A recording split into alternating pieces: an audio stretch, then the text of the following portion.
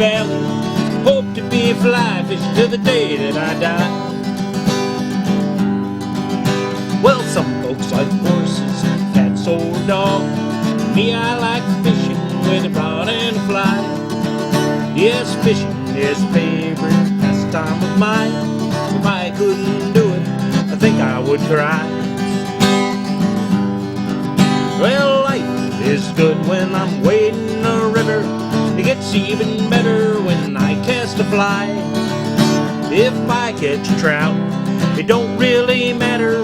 It's fun just to be here and give it a try. Spring has thawed out the long. Hi folks, welcome to today's show. Today we're going to highlight some of the problems on the Delaware River system. I have some interviews from politicians and fly fishermen and other folks involved with these issues of the flows and the releases on the West Branch and East Branch and the Rwsea reservoirs. So it's a growing problem, and it's been fought for close to 25-30 years. Folks have been fighting for better flows from the New York City reservoirs. Now, we're not saying that the New York City reservoirs are important in providing drinking water for the folks in New York City, but we know there's a lot of waste. There's leaks, there's holes, and things just don't seem to be improving on these old aqueduct systems.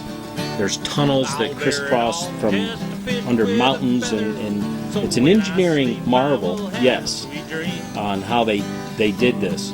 But today there's no repairs being made on some of these old waterways, and there's leaks and things like that. So they're wasting a lot of this clean water. This clean water could be used during the summertime to increase some flows and provide a temperature rating that would help the trout survive in the West Branch. If it gets too warm, maybe above 78 on a continual basis for too long a period, you'll see a brown trout die in rainbows and perhaps brookies in the Delaware system. Now, it's a wild river. It has wild populations of rainbows, and the browns are pretty wild in some spots, and there's a lot of stocking that goes on, and there's wild brookies in this river. It's a wonderful place to fish. It's kind of a big river in the sense that it can be fairly wide and deep in some spots, but it's a great place to fish. And if we ever get the flows managed properly, we'll see some incredible fishing just 30 minutes away from Binghamton.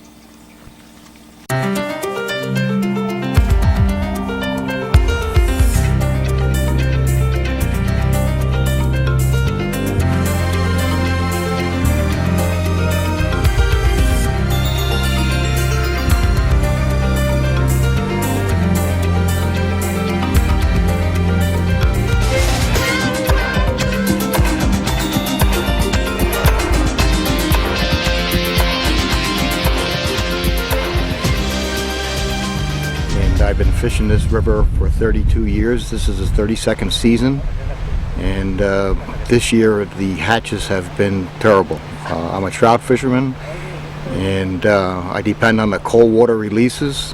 And last night at the tail of this pool here where we're talking, which is the very first pool on the Delaware, the water temperature was 72 degrees in the West Branch flow at the very tail of the pool. And that is entirely too warm for good insect activity and good insect hatches and preserving the trout fishery that we now have. I'm really down on this whole thing. The river has been it's just been raped really by different interests, and this valve was put in with promises that the water flow was going to be consistent, and we were going to get good releases. And, well, we get releases, but it's not substantial enough for the summertime, and in the wintertime the river was almost dry. There's got to be a happy medium someplace. This is a very unique fishery. People spend a lot of money up here for this fishery. It's been publicized. People travel all over for a fishery like this, and here we have it right here in New York State, and nobody appreciates it.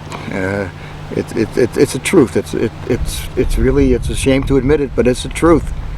The fishery that we have here is just not appreciated, and it's a good thing. It should be.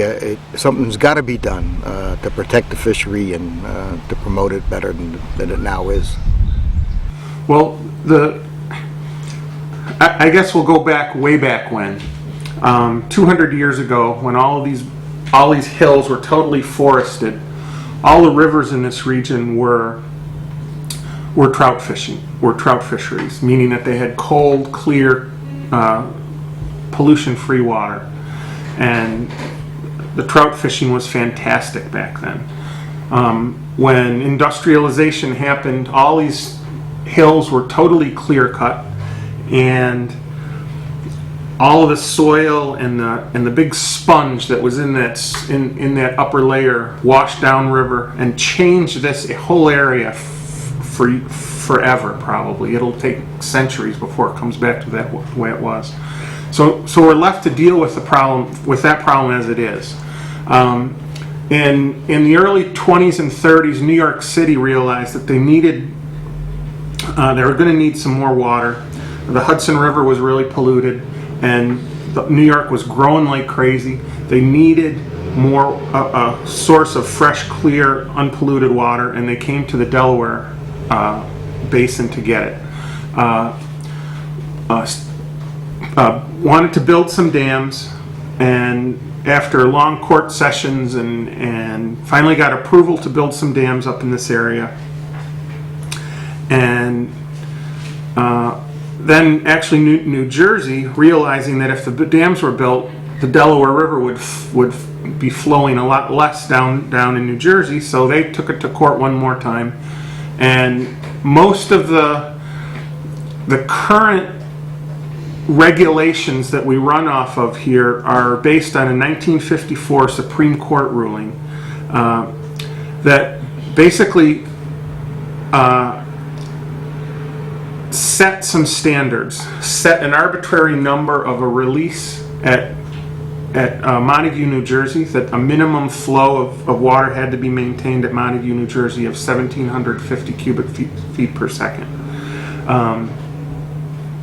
So once the dams were all in place and the inadequacy of that Supreme Court ruling, there was still a lot of squabbling going on. So the federal government said, well, we need to have an agency to oversee this whole area. And that's the Delaware River Basin Commission, was formed in 1961. They were given some authority, but really don't have control of water flows out of the reservoirs. New York City built the reservoirs for New York City water supply, and that water is diverted out of the Delaware Basin, and therein lies the big problem. 50% of the water that comes into this basin through precipitation is diverted out of the basin. And the difference here lies in for instance, many of the reservoirs out west are used for power generation, so that the water that's held by the reservoir eventually is going to go down the river. It's just the timing is changed when it comes down the river, so that river will in fact get all of the water that should flow down the river. Here, the underground canal system or tunnels divert the water from the reservoirs to a Roundout Reservoir and eventually to New York, and there it dumps in either to the Hudson or into the Atlantic, so that water is never available to go down the rivers, down the Delaware River. What that means is that we leave the rivers in chronic drought situation.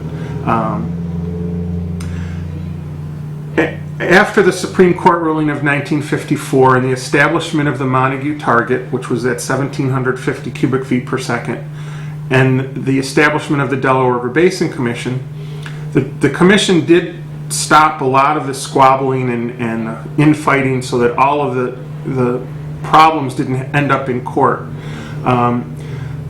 But the Supreme Court ruling was I think the best that they could do at the time. Pretty much when the word ecology didn't have much meaning yet, and the ecological consequences of the water releases to the habitat of the river were not even considered. I guess one of the benefits, the benefit of the reservoirs releasing cold water into these rivers actually tends to bring back the original natural conditions of cool water in the rivers most of the year. And they reestablished a trout fishery. And this has turned into a wonderful trout fishery because of that cold water coming out of the dams. Let's see. Nature Conservancy is interested in moving towards ecologically sustainable water management on the Delaware. In other words, a better balance of human use and ecological, supplying ecological needs. This, in the upper Delaware in particular, there's kind of been an imbalance towards the human needs since the Supreme Court decree of 1954, where the only ecological target truly was well downstream at Montague. What Nature Conservancy is interested in is moving towards flows that make sense for the ecology of the upper Delaware in frequency of flow, rate of change of flow, timing, durations of flow. We need to get a better idea of what the system needs, but then start moving towards it on the Neversink, the East Branch, the West Branch, and because of that, the main stem. So we're proposing a process that can take us in that direction, that would incorporate the objectives and interests of all the parties, but allow the ecology of the river and the economies that depend on that ecology, such as the fishing industry, to benefit more than they are at this point. Well, the Delaware River, of course, is a historic river. I mean, it's a river that's played an important role in the entire history of our country, going back to the very beginning. And of course, it is a tremendous natural resource for those of us who live in New York, but for other people in other parts of the Northeast as well. It's a major source of water for recreation and for urban populations as well. But fundamentally, and particularly in our part of the Delaware, it is a great resource, a great aquatic treasure for all of the natural habitat that it provides. And this is, I think, a large part of our responsibility, to focus attention on the natural aspects of the Delaware, to maintain it as much as possible in its natural states, and where necessary, to enhance and improve and protect it. I'm very interested in doing that from the perspective of the government. I've worked on these issues in the state legislature as the chairman of the Environmental Conservation Committee in the State Assembly for a long, long time, many years, and now I have an opportunity to play, in some sense, an even more important role in Congress as a member of the Appropriations Committee and the Interior Subcommittee of Appropriations. In addition to the things that I've just said about the Delaware, of course, is important economically. It is a great economic engine for this area, and the way that we protect that economic engine is to protect the ecology of the river. People love the Delaware because of its natural qualities and because of the aquatic life in the Delaware. So as long as we can protect and maintain the high quality of this natural resource, then we can be sure that the aquatic life will remain strong and healthy. And if the aquatic life is strong and healthy, then the economy here will be strong and healthy, because so much of the economy is dependent upon a strong and healthy and diverse Delaware. Well, I would say the real challenge is the challenge which has been in front of the region in New York City for some time, which is how do you take the glorious water supply system that was created to give New Yorkers water and at the same time recognize it's part of an incredibly valuable and delicate ecological system which is way up 120, 130 miles from New York City, and that balance is something that can only be struck if everyone works together and finds ways to manage that water supply system which meets ecological needs, local economic development needs, and then water supply needs. I think today, with the tools that we have in terms of studies, analysis, hydrological science, we have in many ways the next set of tools to manage the system for the next century. I think the genius of the system is that 100 years ago people thought how important it was to supply clean water to New York City. I think now we know there are even better ways to make sure we can continue to do that, and it's only through partnership with groups like DRBC and the Delaware Foundation that we'll find the next set of solutions. And so the minimum flows that were established were based on what turns out to be a 400-year record drought.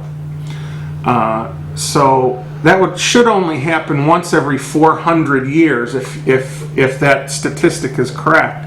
However, it happens many days on this river system every year because of the way the system is managed. And it is totally devastating to the river, to the fishery, and to the economics involved in the whole basin. The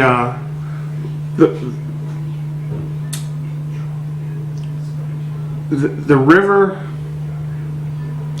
has a pretty good capacity to bounce back, but it still takes several years after a major fish kill. Again, if I use as an example some of the rivers out west, which are relatively the same size, the minimum flow on some of the rivers out there coming out of these power generation dams, the minimum year-round flow is 1,000 cubic feet per second. The minimum flow on the west branch of the Delaware in the winter this past year was 23 cubic feet per second. It takes around 300 cubic feet per second just to keep the river bottom wet. So you can see a 23 flow is just devastating. If we could maintain a 300 minimum flow year-round on the west branch of the Delaware, trout populations and habitat for the trout, the biomass would probably increase 4 or 5-fold. And that's my opinion. I don't really have anything to base that on, but I know it would increase. There are. This is not just a trout fishing issue. It's the total health of the whole river system that's really at the forefront of what the Delaware River Foundation has taken upon to try and get fixed. Dewatering the river has consequences that we still don't even understand. We do know that there's an endangered mussel that lives in the river that is being heavily studied, and turns out that dewatering seems to really be one of the limiting factors of its population. Certainly the trout fishery is devastated. Some of the economic interests that have developed and have developed around the river are adversely affected. The fishing, the camping, and the canoeing and rafting interests further downriver on the Delaware. When there's no water, then there's no canoeing. In Delaware County in New York State alone, the trout fishing is thought to bring in around $30 million a year just into Delaware County. So for just the whole Upper Delaware, I would guess that it's probably well over $100 million when you include all the different counties and for this economically depressed area, that's a really important chunk of money.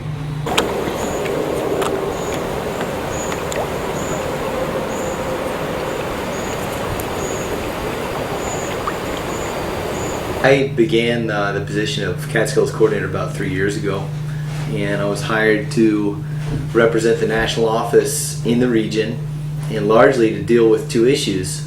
One, a long-term home rivers project on the Beaverkill, which is the major tributary to the East Branch of the Delaware, where we've been conducting research and trying to design a restoration plan for that river system that has serious flooding and temperature problems.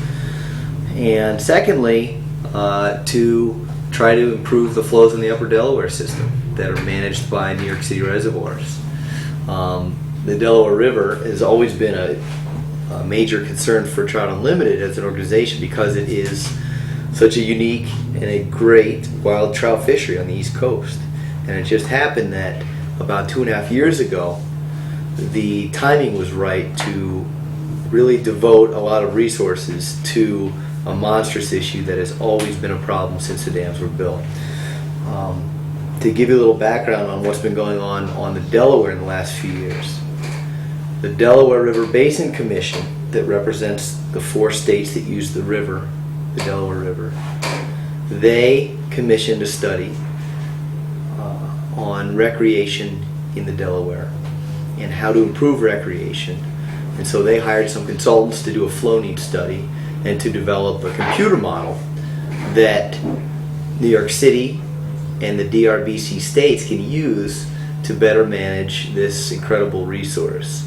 So about 2.5 years ago, the DRBC showed some major interest in improving flows on the Upper Delaware and actually the whole Delaware River to improve recreation.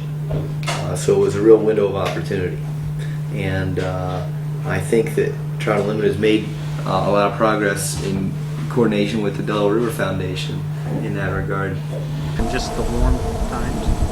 Well, absolutely. I think that people, and including people in my agency and myself, we've focused on temperature for a long time as our big problem. And in fact, of course it is. The water temperature is critical for survival of the trout population. But even in those situations where we have ideal summer water temperatures, we've not found the type of trout population that you would expect in that ideal summer temperature. So I think that flows are an issue 365 days a year for both the trout and the entire ecosystem, the insects and the trout food, if you will. Maintaining a flow throughout the year is probably the next big challenge. Over the course of the last few years, we've been working in partnership with the Nature Conservancy, who is also another organization that's interested in conservation, not just in protecting land. And they realize that the Upper Delaware system is really biologically diverse aquatically, and it deserves protection, and it can be a lot more healthy than it is right now. So we've been working with them, and also with New York State DEC in particular. They're the government environmental agency that is in charge of protecting the waters of New York State, and that includes trout streams, and that of course includes the Upper Delaware system. And they've been doing their best with limited resources to try to change what is a very complicated and messy political situation. And I think what we've all realized is that in order to change the management system that is so entrenched on the Upper Delaware, we really need the support of all the different agencies, the different states, and the different communities that depend on the Upper Delaware. I think the urgency might not be as important as the opportunity right now, which is that I think with a better understanding of the ecology of river ecology in general, but also the opportunity with a number of the institutions, including the New York City DEP and the Delaware River Basin Commission Foundation, like the Delaware River Foundation, now newly on the scene. There's an opportunity with these institutions to have a better dialogue, a more equal dialogue, and start getting these problems that have been around for a while better resolved.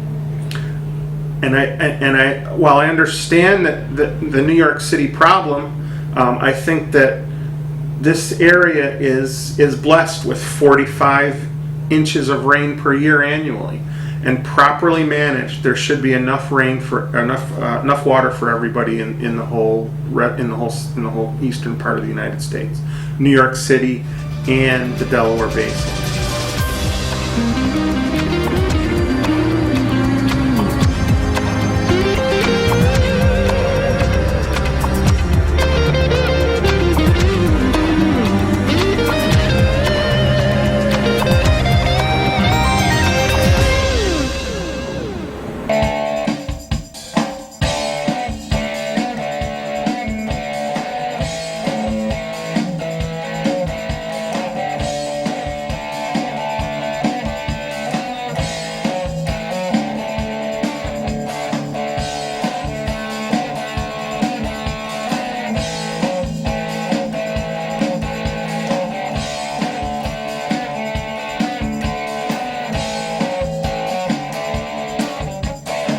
Fishing down on a beaver kill just about a week ago. Fish started jumping, fish started rising right in front of me, you know. So I tied on Kirk's killer stonefly and cast it out onto the stream. Soon after that, a trout took the fly and we were both headed downstream.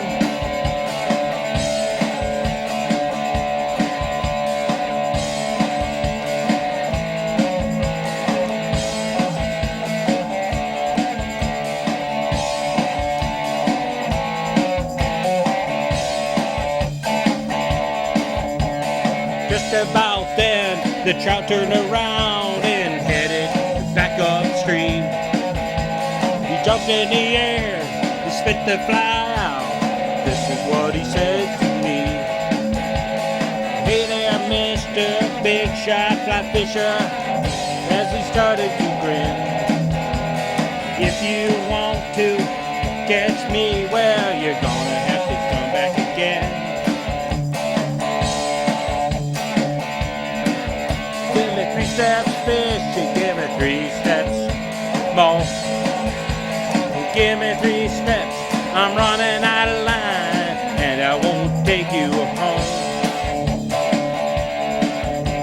Well, I always try to fish in the no-kill section whenever I can. I always find plenty big fish in the river, all you gotta do is cast.